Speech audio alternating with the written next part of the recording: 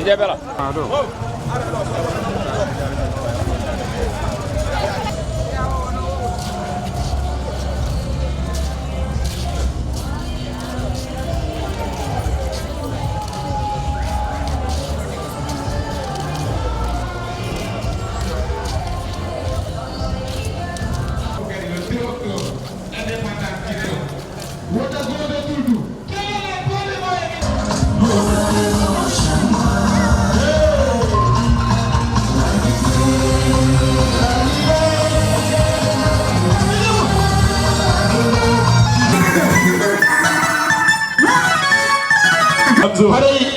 Yéen jogi maare yéen jogi pone arobe haray koy jabborobe voilà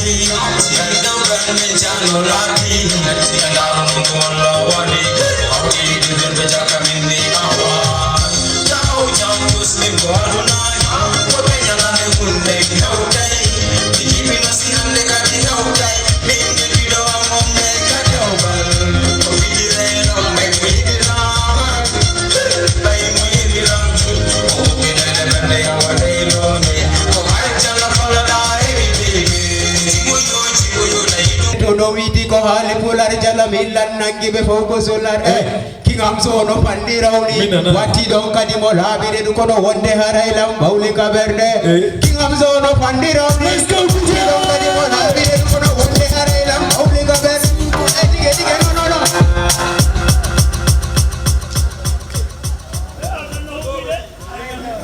l'autre s'il vous plaît.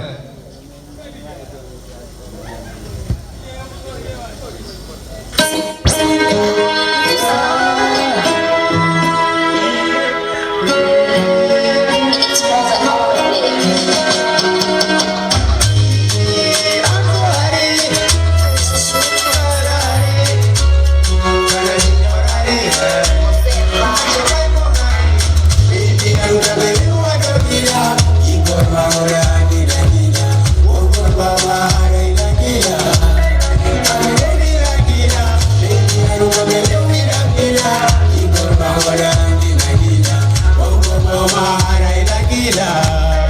Ami woni ya gila. Ala mi gilo mi joku kolma. Ona kadire le ribea. Ole kadire babi bema. Iwe kadire ribeme. Ari gilo awe kite. Saimi chiwo ame suti. Ari gilo awe kite. Saimi chiwo ame suti. Lodika koilo la nota kita. Kido bidika bido ajabakila. Nandike wona wola nide. Lando ani. Lodanga koilo ni loto toma. Kido bidana kabido mabija kotoma. Yeto langa wona bida moya maka. Iwa wata wangole bawa maka. Katumbere sunu moja moja roa.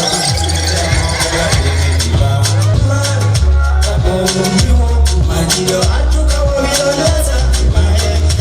Yolula lakita ma. Yari pelo mea lema. Lanka bohumila nani. Majilo aluka wamilala kude maye. Aji anjigo ele nido. Saji anjea wosi jela. Kilo dolo wangalwadi. Miwodila anjigo wangalwadi. Watado kamfifere ala. Ali wotile yangode. Webude wesendo daye. Welile yekunyo daye. Kasi kama makopuri kukana kodama. Niko atumi na imomi makora kajama. Wosi kama makopuri kukana kajama. Niko atumi na imomi makora kajama.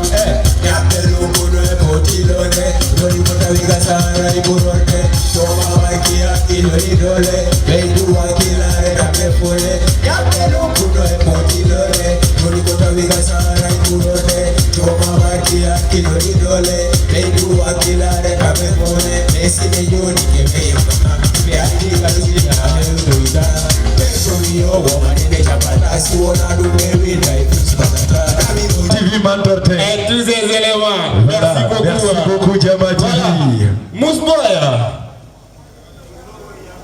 Mouseboy. Oyekiti nema ko rasa melody. Be hawji no jaw go ko ya confirmer o ya jettuda Mouseboy ka. Oh, hapo.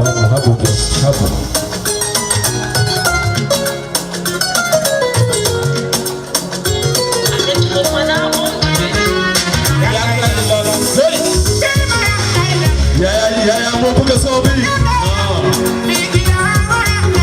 Parti sioni harari tao. Ogea. Mouseboy. Muda. Hiyo kwa soto ya te.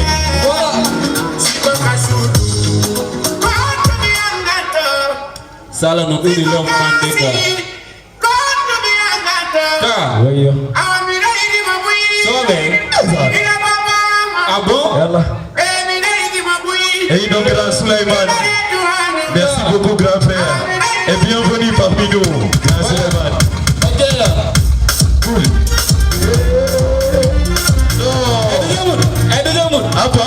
Attends, grand poupou mango.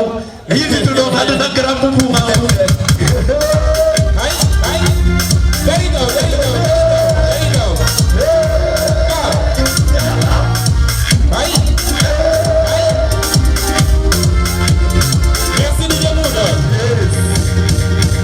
Voilà. temps nous rattrape un peu. On va passer avec MC Crazy. Est-ce qu'il est là? MC Crazy, Dianon, KMC. MC Crazy. M Crazy, dis-moi. M Crazy. M Crazy. MC Crazy. C'est Arido. M Crazy. MC Crazy Arido Hara Magada Pita informé. Call Crazy. Car M Crazy, est-ce qu'il est là?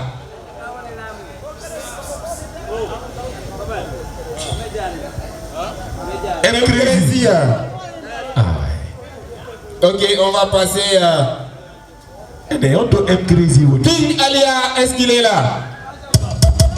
King Alia, ok. Voilà. PJ Kessi.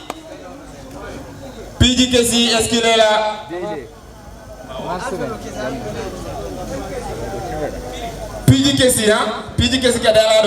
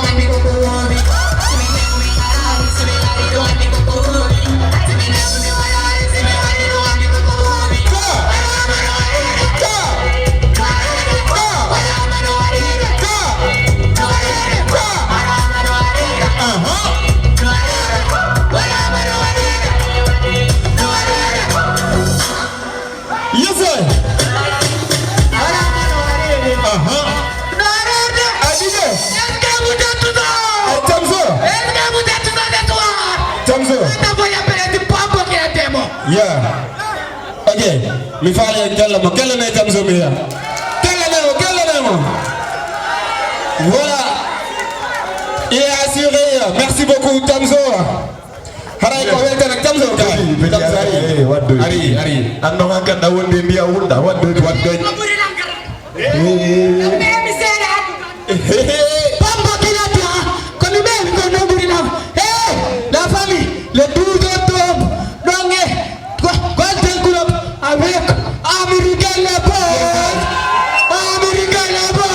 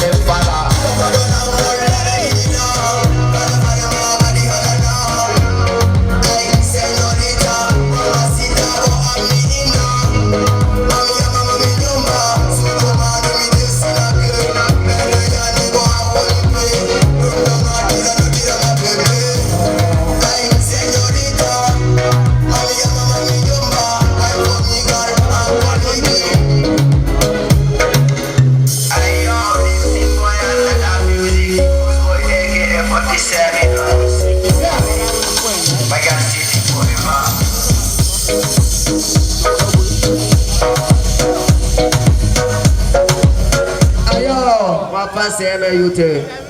Big up à vous. Big up à vous. Merci beaucoup. Ok, DJ Billy. Yes. Voilà. DJ Mou. Ankadi Kolimano Audi. Donc voilà. Ya le grand président Boy Dunduji qui arrive là. Voilà. Donc bienvenue grand Boy Dunduji. Lamine, merci beaucoup Lamine Touré. Donc ça se passe comme ça. Haray non taw yegi du kadi wode mari concert yi jadi di andintina.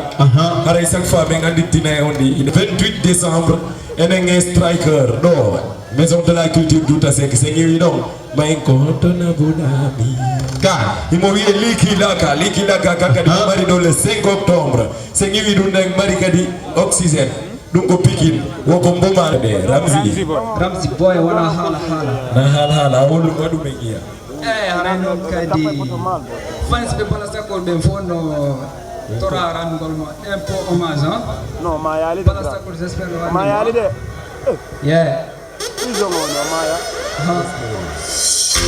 hey alright no Ramzi boy oh no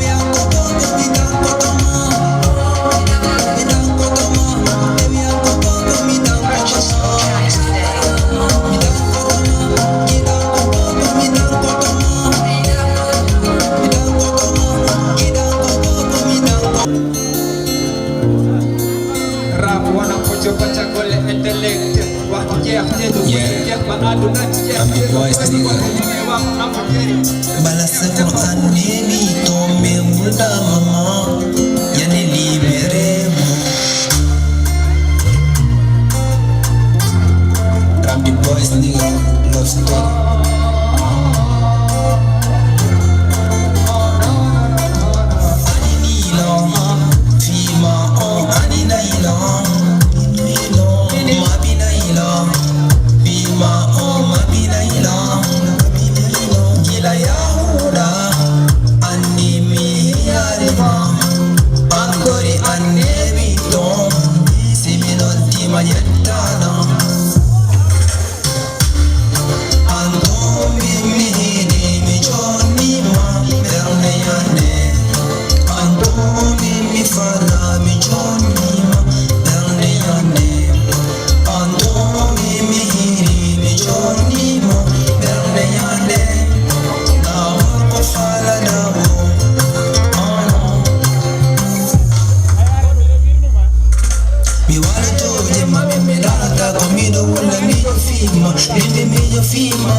Sinyale mimi altena potugolma yayi may jam sumsa magala majap bak suma toge sama hariki sama helsi yawlay nek bas pole gi santenga may kholba wajadano mala kholba halbide behina ono susi arugol do hime ani bido hiduma Ime hani hina hina ay emadono si evemde Ando mi hini mi joni ma berne yande Ando mi fana mi joni ma berne yande Ando mi hini mi joni ma berne yande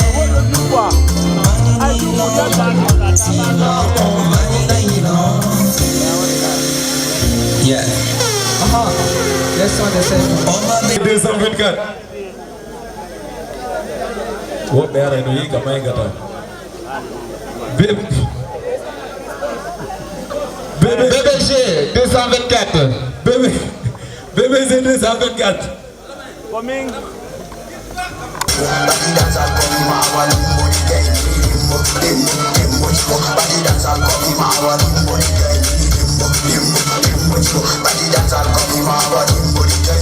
Number one, the king, fireman, the boom. Take up the machine, you know, make a get your man. Take the microphone, make them him, but whatever, what I got, who don't get speed, so I got your hand. Boom, boom, boom, bring up the van, say, did you get Luban, did you get you for what are your photo? And I come out of the cover, and if I come with the machine, and they got it, if I'm a man, get a little fan, say, did you for your dimbo? There's a for the pin, the machine, come and photo. Come here, hello, me, no, my comments, come. Everyone, I kill for your one and call. For your man, I take woman, no glory, and I get the hand, what I'm going to throw you.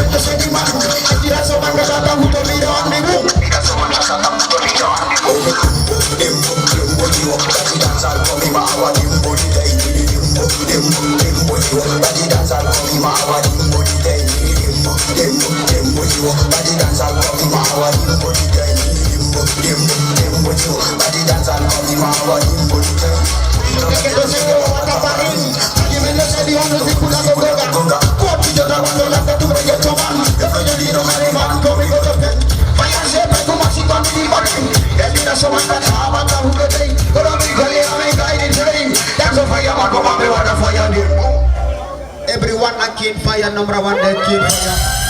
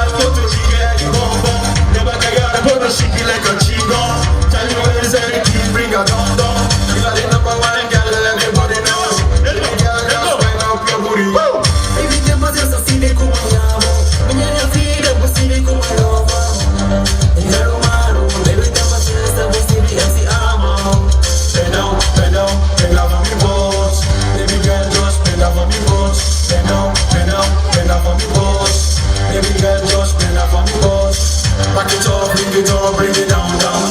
Back it up, bring it up, bring it down, down. Back it up, bring it down, bring it down, down.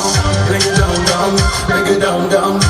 Baby girl, I know I say anything you need, I'll give you. I need club, baby, shake some motion, slow motion, slow motion. Come on, take it in this house, so we do things.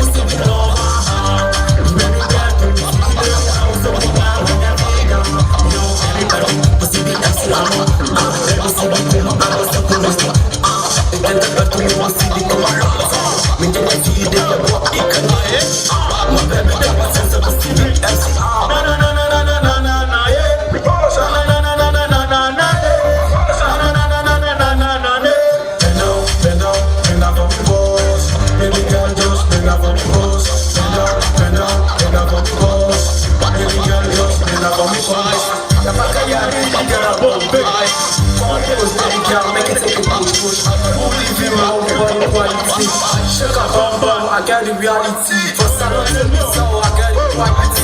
My flow on fire, the wire so I swear the moon fire. The love you, the son of a liar. Romantic, it's up to your body. No time to waste. Come and start the game. Shake up back, I'm not a bad guy. Just relax.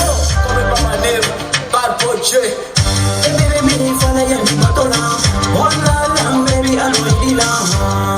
The whole long, I know I'm baby, MC, no idioma.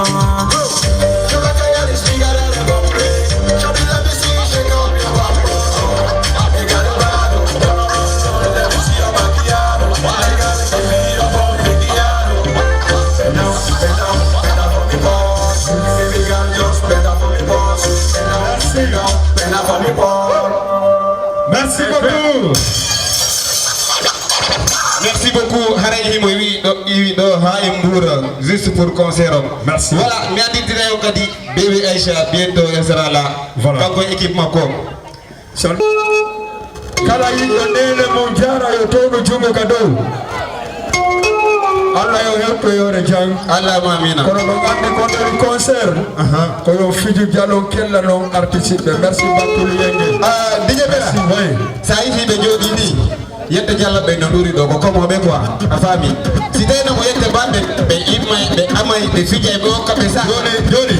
Et ça y yette dialo e ba ko wonega. Ça se voit. Amadou. Attendez. Minima. Est-ce que on do ko yette ba ondo? Minima ko yette jallo be buri ko ko tout le monde kala yetta do ba ka jodde ka do. 1 2 3 4. Ay. Anda do ba be. Ono nduda do. Ko yette jallo be buri dude. Est-ce que yette jallo ne derga?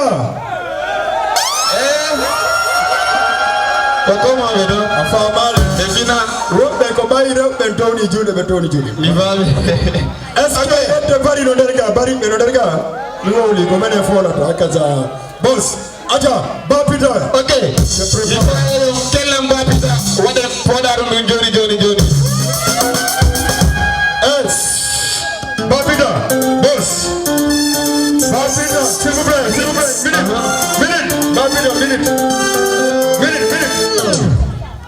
Côté dungal mom, parrain jong hewti woko Djibi Kofi. Avec sa délégation Magina Hulali. Haray tigi merci.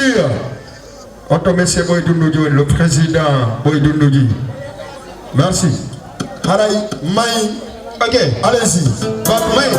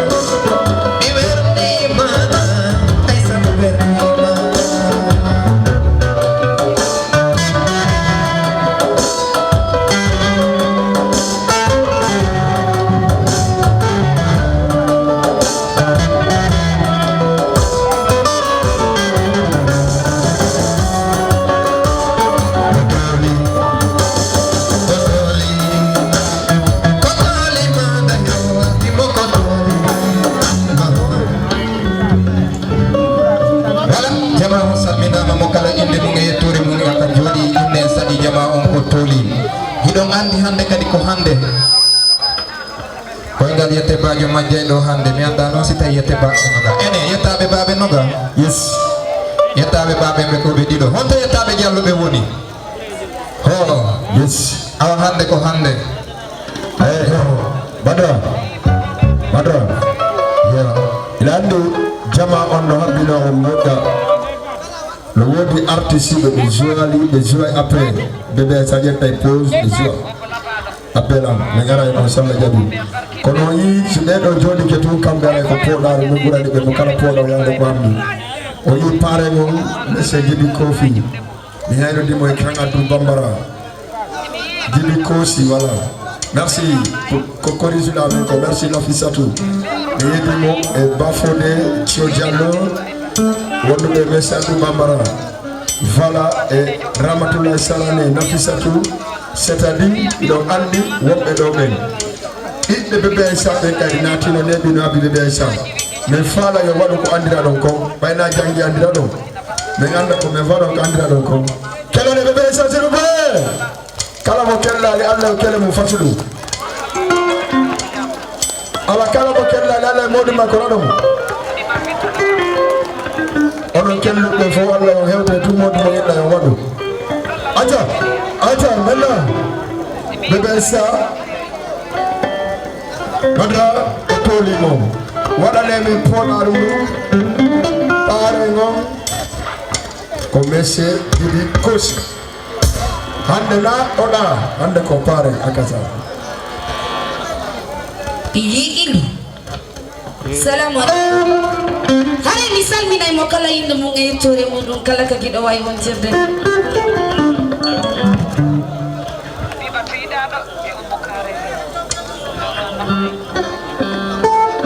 Voilà mi ay mo kala inde mo ngi tore mo dum kala ka gido way won jerde hay mi do wertani yo wertori yo ay do ngandi me bata buri mo do ngono jere mi dina e tilde hare sadi mo jom barki ina ko sadi ko toli monsieur le parrain hare mi wi ko sadi ko toli la grande marraine bebe fono salmina wiya sadi mo nandi jom barki woko e nadu monsieur le parrain Djibi Kosi ay nandi be Kosi goto gan est-ce que be kundara noka est-ce que be fajar noka do wandi Kosi goto gay naika billahi wallahi woko e yo ko Djibi Kosi ay nay alhaji Djibi Kosi ula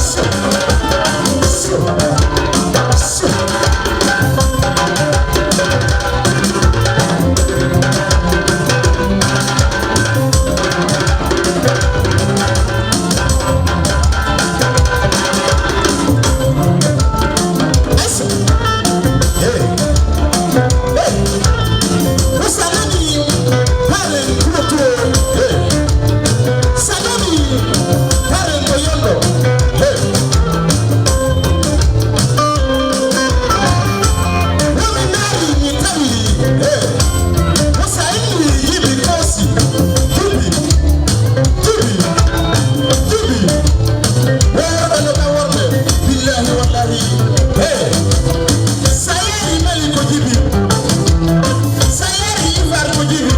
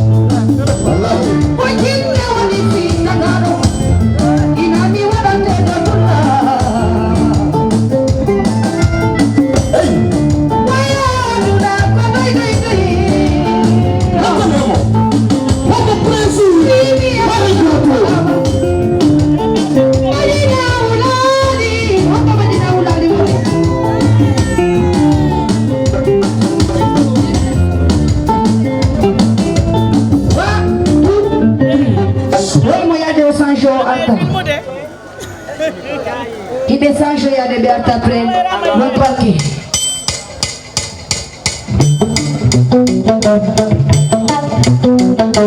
Dadi sawi fosse con le bébé Aïcha, con le belle fille de bébé Aïcha.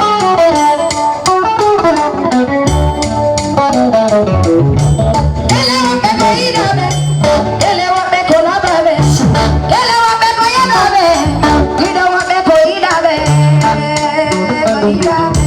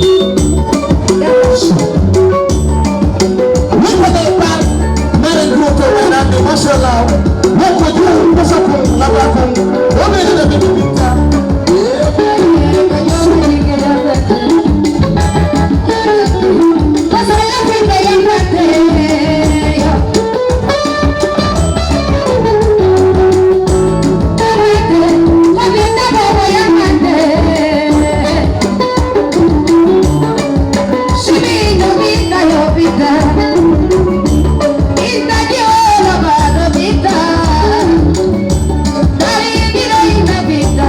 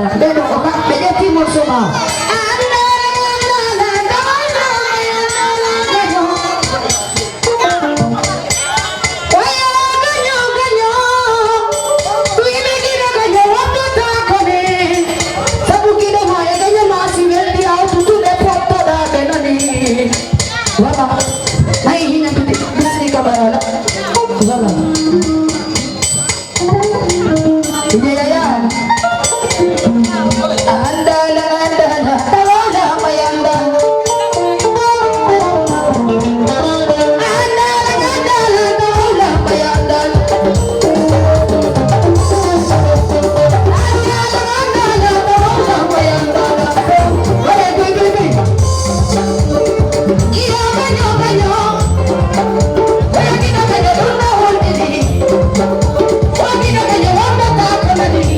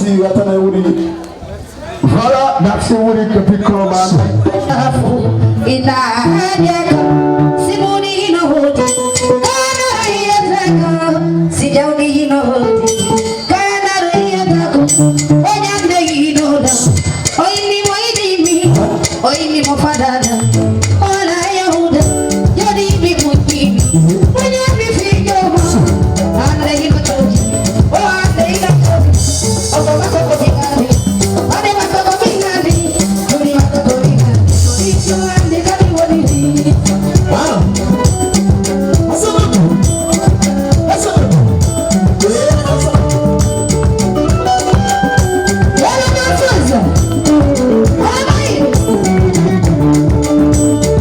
Mira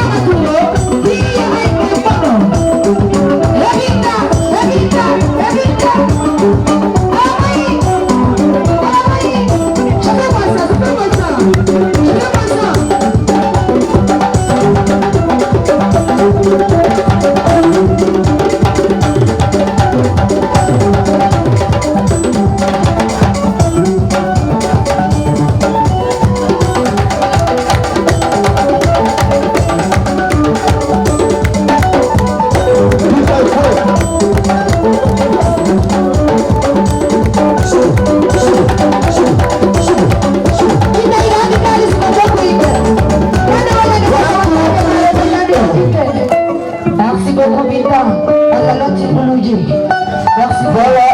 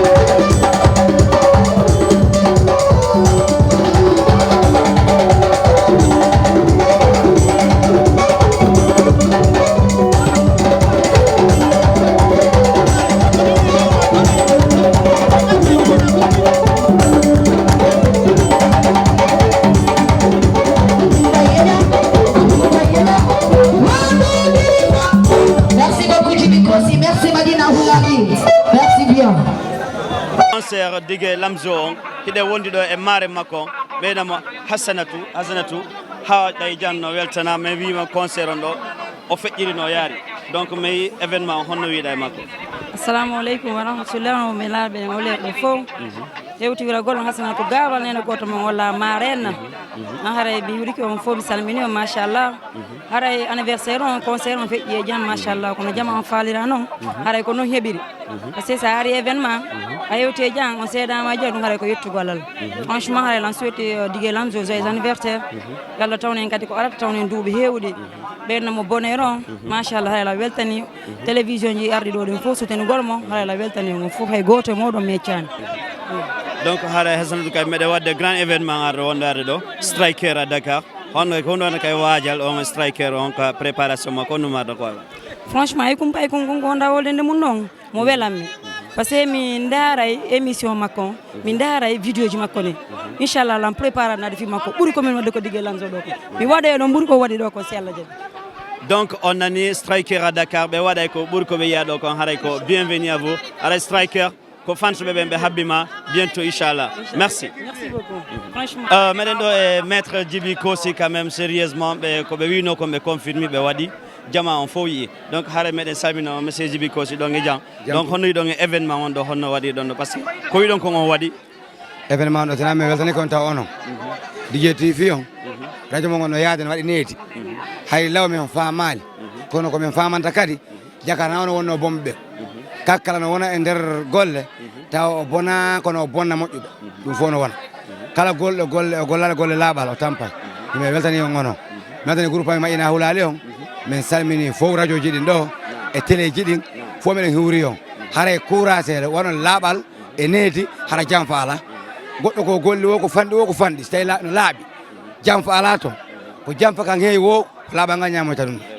Donc Digué Lamzo concert makko waɗi réussir alhamdulillah konno ka to wiide paykum mon kon kadi minen komi wata Digué Lamzo ɗo minen ko wata minen ɗon mi weltike min anama so weltike onon kono minen komi wawi komi waɗi ñallal kamen toon ila hanki ko ñallal hande ɗum no ñaami 300 000 francs CFA hande ɓaylami hoti julle ɗe on ngal ɗo ini ɗe julle fof ko nimo 500 julle adda ɗo kono e jama on foole heɓani ka jooɗo o yiya golle waɗi ma ar départ ɗum waɗa mon porte que machallah vraiment mi weltike mi weltani ko événement kadi janɗono wadde no arde ɗo moy ko payko mum ko anduɗa striker no arde ka Dakar ɗo kay ko men faala onon babiraɓe men ko waɗu men kay soutenir e mum striker à Dakar ko ɗum kay wato wiide ɗum kum payko won ko warta ɗon kadi mi nani inde makko si o sansali saabu yiɗugol hoore mum e dardia mum kan tawa no wela musidɓe ma ɓen concert ma yiɗa ɗon koye ma wonata yiɗugol dardia mum ha concert ma yiɗa musidɓe ma ɓe kana weltani ɗum ɗon koye ma wonata anda nene e baba anda koto jaɓa laamede jaɓa ko heccede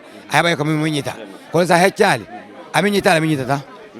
Donc concert striker Dakar o meɗen habbi on onon sere Maƴina Hulali on fof alamo men acci inchallah summa inchallah ɗo kasi hewte joom ɓuural ko joom balɗe ɗo kasi on ardoy no yarate ligne ɗin ha moƴƴi on farjoyta Maƴina Hulali mettayna ko marɗo hakke enena hajji Nafissatou Diallo mo fof andi sere Maƴina Hulali ɓayi mi wata on sifanade ɓe quand même donc haray ɓe koɓe wino kon ɓe hunni concert maɓɓe on feƴƴi e hoore jaam alhamdulillah donc haray ne safi on weltanama ko no wino e concert payko mon kon taw haray machallah ko ha ɗo feƴƴotako ɗo jama on ari concert on feƴƴi e hoore jang machallah komin falno komin heeɓi eyyi donc kadi haray deuxiéme question momi watanode striker payko mum mandanda hoore mon striker à Dakar noon kay kono waɗanode préparé onon sere Maƴina Hulali haray koko wowi kon tun par ce que minen min ala mañel ɗiɗi ko mañel goto min mari sina min yalta massivement min yaaha min assista min fija min sutanamo eyyi inchallahu rabbi donc on weltanama on fof ala goto accaɗo inchallah awa haray jaman fof weltanama yaltuɓe accituɓe